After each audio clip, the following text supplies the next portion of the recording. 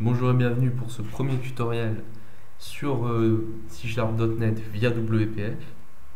Donc pour expliquer rapidement le principe, c'est qu'on va apprendre le langage C# avec .NET, le framework de Microsoft, en passant uniquement par WPF, c'est-à-dire sans passer par la console. WPF étant une entre guillemets API qui permet de faire des interfaces graphiques, mais c'est en fait bien plus que ça. C'est une façon de programmer quasiment. Donc on va commencer rapidement et facilement par les outils qu'on va utiliser, c'est-à-dire Visual Studio. Ça c'est au choix, vous pouvez le prendre. Si vous avez 1000 € à mettre dedans, il n'y a pas de problème. Ou si vous êtes étudiant, vous pouvez prendre la version gratuite via DreamSpark. Je vous donnerai des liens, etc. dans le tutoriel ou dans le post en lui-même.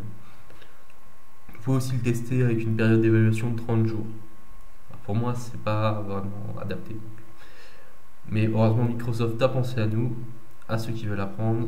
Donc Visual Studio Express existe. C'est une version gratuite, moins complète, mais tout de même encore très puissante par rapport à ce qu'on voit comme certaines IDE, genre CodeBlock ou autres. Ça a été créé vraiment pour apprendre, c'est-à-dire il n'y a pas de fonction de test, d'industrialisation ou autre. C'est vraiment adapté à ce qu'on va faire. Mais je vais tout de suite vous montrer où le télécharger et comment ça marche. Donc vous lancez votre navigateur, je pense que vous savez faire. Enfin, on est sur le site du zéro, donc j'ai peur un peu. Je vous donnerai le lien bien sûr pour le télécharger. Vous voyez que Visual Studio c'est pas vraiment uniquement fait pour C#. Les versions Express sont séparées par le langage. Vous avez Visual Basic, Visual C++, Visual Web Developer qui est une plateforme entière qui contient un petit serveur ainsi que SQL Server Express et Visual for Windows Phone. Alors on va prendre Visual C# qui est téléchargé, exécuter. Je pense que vous connaissez. Ça va télécharger un tout petit programme qui va lancer l'installation de Visual Studio Express C#. C'est à peu près 100 mégaoctets de téléchargement, hein. C'est pas très long. Et vous devriez arriver là-dessus après un petit temps de configuration. La seule chose que vous n'avez pas, c'est le projet ici. Donc, prise en main, etc., c'est fourni directement. Donc, vous voyez que vous avez des petits tutoriaux là pour un peu connaître Visual Studio. Vous avez aussi de quoi créer une application, créer un questionnaire. C'est assez sympa quand même pour apprendre. Je sais pas. Faudra que vous regardiez en parallèle du tutoriel, peut-être. Ça peut vous aider. Parce qu'on va pas se concentrer sur l'utilisation de Visual Studio. Donc, je vais rapidement vous montrer l'explorateur de solutions. C'est une petite solution qui est préparée pour le cours d'après. Normalement, ça devrait pas trop foirer. Donc, là, vous avez vos fichiers. Ici, des fichiers XAML qui représentent l'interface.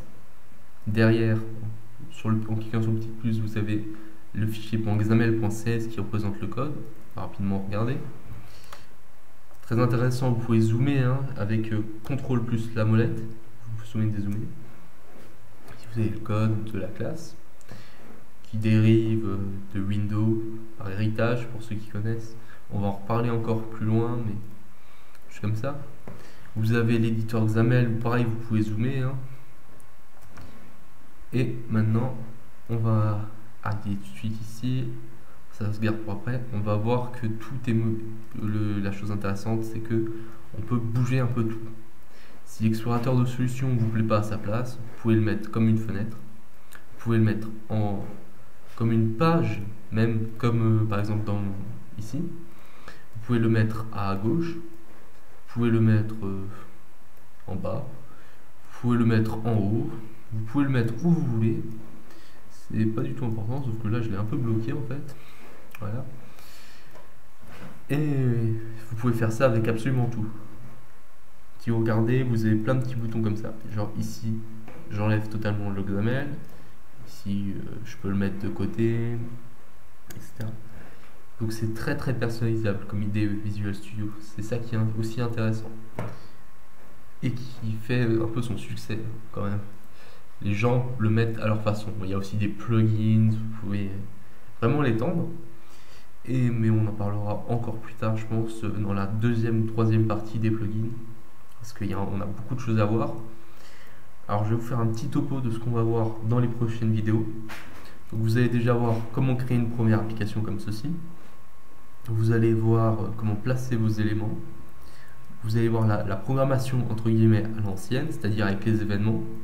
Ensuite, on parlera de data binding, c'est-à-dire je vais avoir une textbox ici, c'est-à-dire une zone où on peut éditer du texte. Je vais taper dessus, je vais cliquer sur OK. Ça va synchroniser avec autre chose, par exemple une liste de texte, ça va agrandir. Ou je vais prendre dans une base de données une liste d'acheteurs par exemple, et automatiquement, sans faire une ligne de code, ça va s'afficher dans une list box. Une list box, c'est une liste par exemple de chaînes de caractères ou de n'importe quoi. Et ensuite, on va parler plus du .NET, c'est-à-dire on va voir sauvegarde de fichiers, etc. On va faire un petit projet d'application pour gérer des clients. Ça va être, je pense, la deuxième partie en entier. La création d'une vraie application qu'on pourra utiliser.